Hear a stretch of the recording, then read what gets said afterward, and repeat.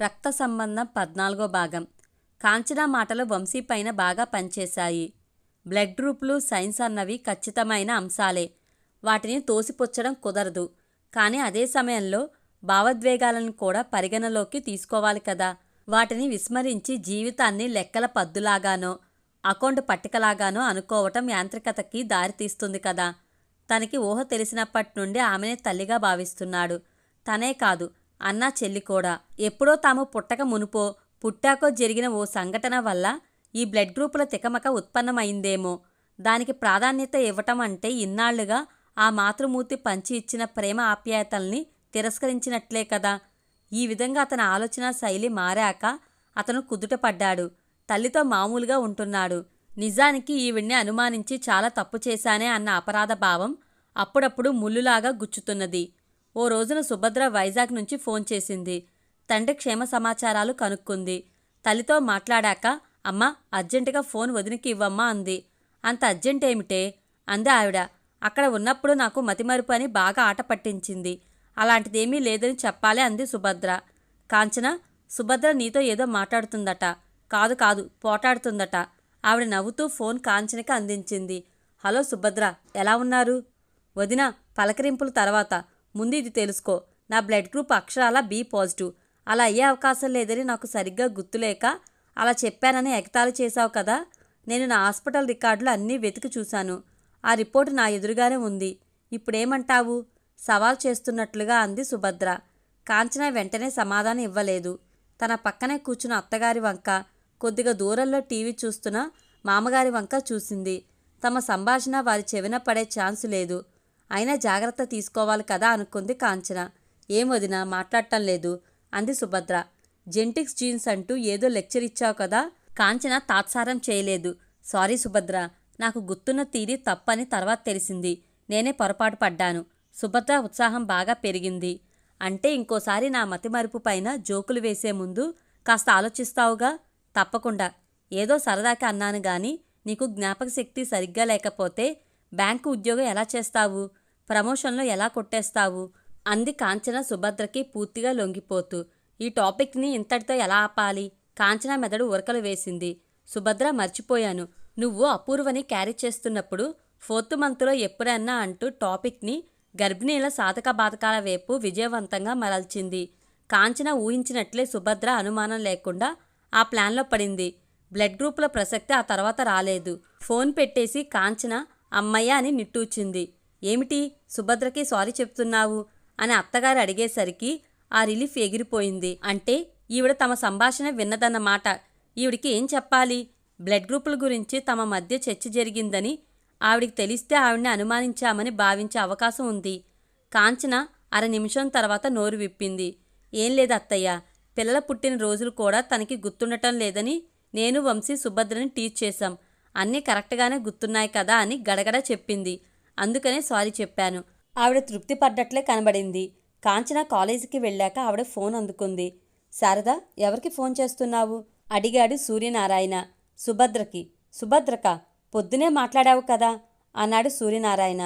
Receiver పెట్టేసి భర్త వంక అర్థవంతంగా చూసింది ఆవిడ.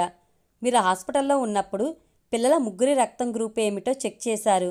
బ్లడ్ గ్రూపుల మాట వినగానే ఆయన మొహం నల్లబడింది. నాకు ఆ విషయం చెప్పలేదే తడబడ్డాడు ఆయన. ఏం చెప్పాలి, ఎలా చెప్పాలి? అసలే మీరు కోలుకుంటున్నారు. అప్పుడు అనవసరంగా ఆ ప్రసక్తి ఎందుకు అనుకున్నాను. పైగా ఆ సంగతి వాళ్ళు అంతటితో మర్చిపోతారనుకున్నాను. భార్య మొహంలోకి లోతుగా చూశాడు ఆయన.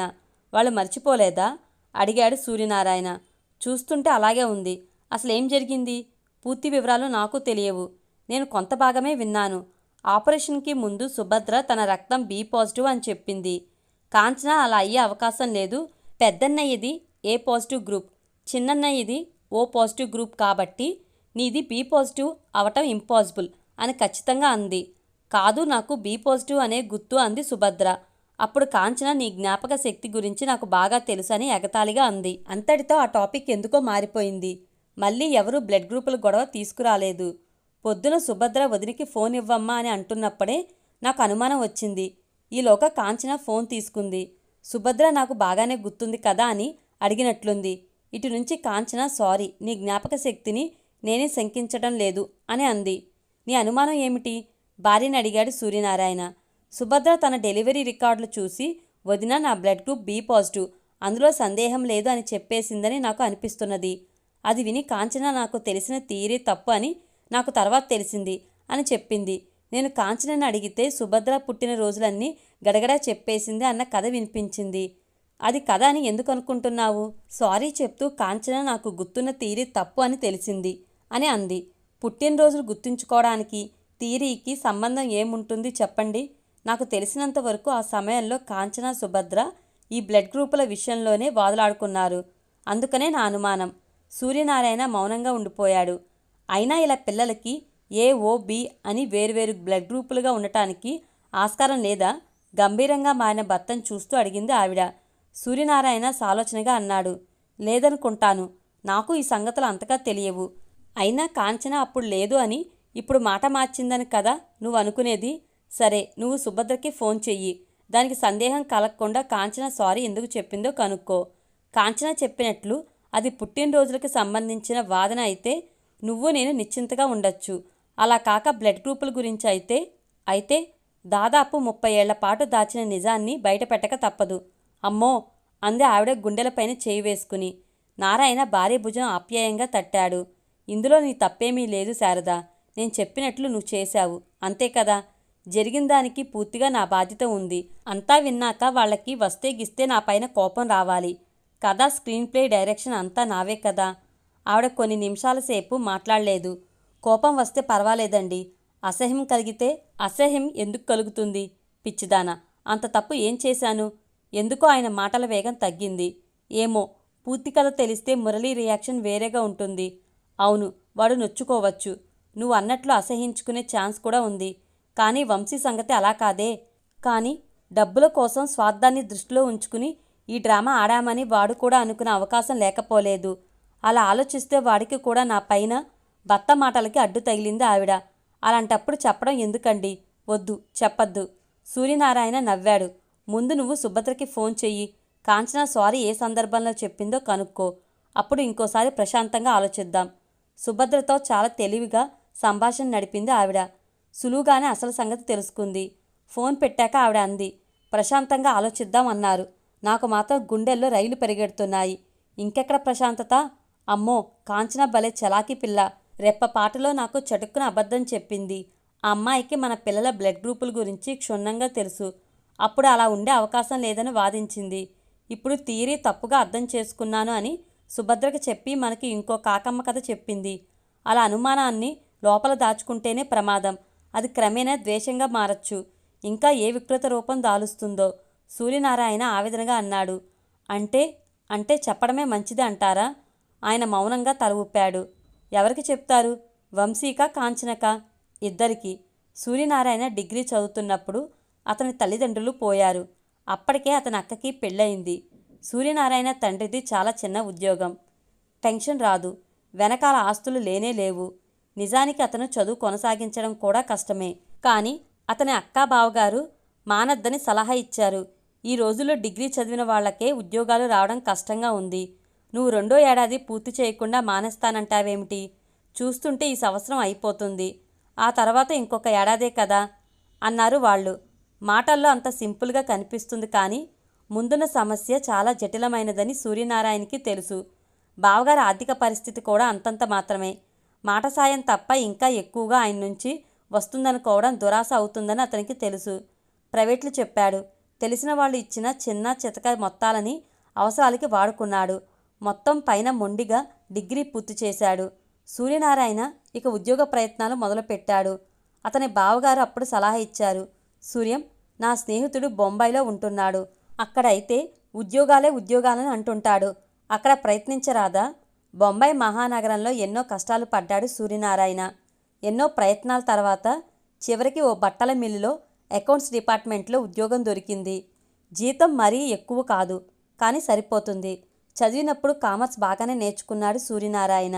ఉద్యోగంలో ఇంకా ఎక్కువ నేర్చుకోవడం మొదలుపెట్టాడు.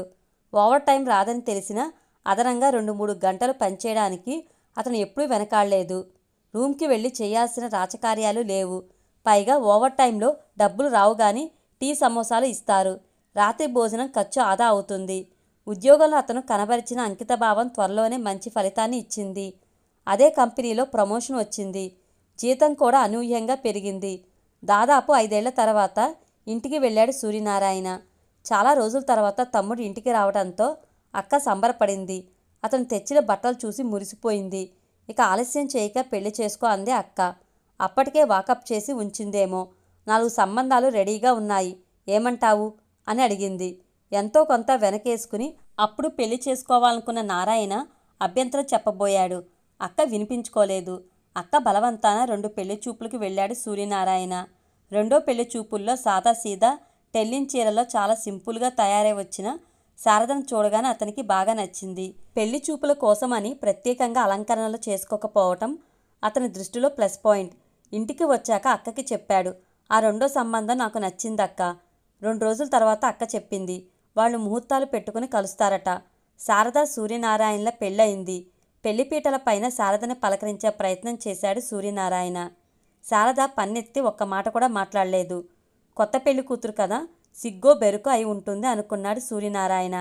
మొదటి రాత్రి అతనికి తెలిసింది శారదకి బెరుకు లేనే లేదని. పాల గ్లాసు అతనికి విసురుగా అందించింది. పాలు తుళ్ళి అతని దుస్తులపైన చుక్కలుగా పడ్డాయి.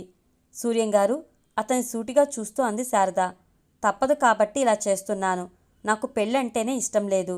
సూర్యనారాయణ నివ్వెరపోయాడు. పెళ్లి చూపుల్లో శారద అంత సాదాసీదాగా ఎందుకు ఉందో, ఒక్కసారి కూడా తల ఎందుకు ఎత్తలేదో అతనికి అవగతమైంది. తన డ్యూటీ ఇక అయిపోయిందన్నట్లు శారద వెళ్ళి మంచం పైన అటు తిరిగి పడుకుంది. నారాయణ అటు ఇటు చూశాడు. కూర్చోవడానికి మంచం తప్ప ఇంకో ఫర్నిచర్ లేదు ఆ రూంలో. ఎంతసేపు నిలబడతాడు? మంచానికి ఓ మూల మెల్లగా కూర్చున్నాడు. మంచం చేసిన శబ్దానికి శారద ఇటు తిరిగింది. ఇబ్బందిగా కూర్చున్న నారాయణని చూడగానే అప్రయత్నంగా ఆమె నుదురు చిట్లించింది. అంతలోని చిన్నగా నవ్వి ఐఎమ్ సారీ అంది. నారాయణ మాట కలిపే యత్నం చేశారు. సారీ ఎందుకు శారద? జవాబేం చెప్పాలో ఆమెకి స్ఫురించలేదు. ఎందుకంటే ఇలా అవుతుందని మీరు ఊహించి ఉండరు కదా. ఆమె సమాధానంలో నారాయణకి ఏదో క్లూ దొరికినట్లయింది. నీకు ఇష్టం లేకపోతే ముందే ఆ సంగతి మీ నాన్నగారికి చెప్పాల్సింది. నీకు ఆయనకి ఏదో తగాదా ఉండొచ్చు శారద. అంతేకాని మధ్యలో నన్నెందుకు ఇరికించావు? శారద గతుక్కుమంది. అతను అంత సౌమ్యంగా స్పందించడంతో ఆమె కూడా అవును కదా, నేను తప్పు చేశాను అనుకుంది. అసలు సమస్య ఏమిటో చెప్పు. అలా చెప్పడానికి నీకు అభ్యంతరం ఉండకూడదు. ఎందుకంటే నన్ను సమస్యలో పడేశావు కదా. అసలు విషయం నాకు చెప్పడం నీ బాధ్యత.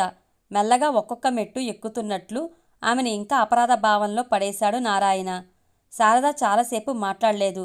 తల దించుకుని ఏదో ఆలోచనలో పడింది. చేయి సాచితే తనకి అందేంత దూరంలో ఉంది శారద. కానీ అందుతుందా? ఇలాంటి స్థితిలో కూడా శారద పైన ఎందుకు అతనికి కోపం రాలేదు? నాకు మా బావకి పెళ్లి చేయడానికి నాన్న ఒప్పుకోలేదు హఠాత్తుగా అంది శారద. బావని నువ్వు ప్రేమించావా? నారాయణ అడిగాడు. ప్రేమ? అలా కాదు. శారద కాసేపు తర్జన భర్జనల తర్వాత చెప్పింది. నాకు అత్త అంటే చాలా ఇష్టం. చిన్నప్పటినుంచి నన్ను ముద్దుగా చూసుకునేది. అలాగే బావ అన్నా నాకు ఇష్టమే. ఆ మాటే మావయ్యకి ఎందుకు చెప్పలేదు? నారాయణ అడిగాడు. ఎందుకు చెప్పలేదు? చాలాసార్లు చెప్పాను. చివరికి అత్త వచ్చి బ్రతిమలాడింది కూడా. ఉన్నట్లుండి ఆమె మొహంలో విషాద ఛాయలు అలుముకున్నాయి. అలా అడిగినప్పుడు జరగరానిదేదో జరిగిందని ఊహించాడు నారాయణ. అందుకనే కాస్త పక్కకి వెళ్ళి ప్రశ్నించాడు. అసలు మీ నాన్నకి ఎందుకు ఇష్టం లేదు? బావ వ్యవసాయం చేస్తాడు. ఆ వ్యవసాయంలో నేనేమీ సంపాదించలేకపోయాను. మళ్ళీ మట్టి పిసికేవాడికి డిగ్రీ చదివిన పిల్లనివ్వనా అని నాన్న ఒప్పుకోలేదు. ఇంకా ఆమెని ఏమడగాలో అతనికి తోచలేదు. అయినా అడిగి తెలుసుకుని ఏం సాధించాలి? తన వైవాహిక జీవితం ప్రారంభం కాకుండానే ముగిసిపోయినట్లు ఉంది. కానీ ఈ సంగతి బయటికి చెప్పలేడు. అక్కకి తెలిస్తే బాధపడుతుంది. వద్దు వద్దు అంటున్నా వినకుండా కాళ్ళావేళ పడిందని అత్తయ్యని నానా మాటలు అన్నాడు. అత్తయ్య నొచ్చుకుంది. శారద చెప్తుంటే అన్యమనస్కంగా తలదించుకుని వినసాగాడు. నాన్న మాటలకి అత్తయ్య బాధపడింది. ఊరు వెళ్ళాక బావ దగ్గర అదంతా చెప్పుకుని ఏడ్చిందట. బావది చాలా సున్నితమైన మనసు, తట్టుకోలేకపోయాడు. ఉన్నట్లుండి శారదా స్వరంలో మార్పు వచ్చింది. వణుకుని ఉరికి ఉరికి వస్తున్న రోదనని అది కష్టం పైన నిగ్రహించుకుంటూ తట్టుకోలేక బావ ఆత్మహత్య చేసుకున్నాడు అని ముక్కలు ముక్కలుగా పూర్తి చేసింది.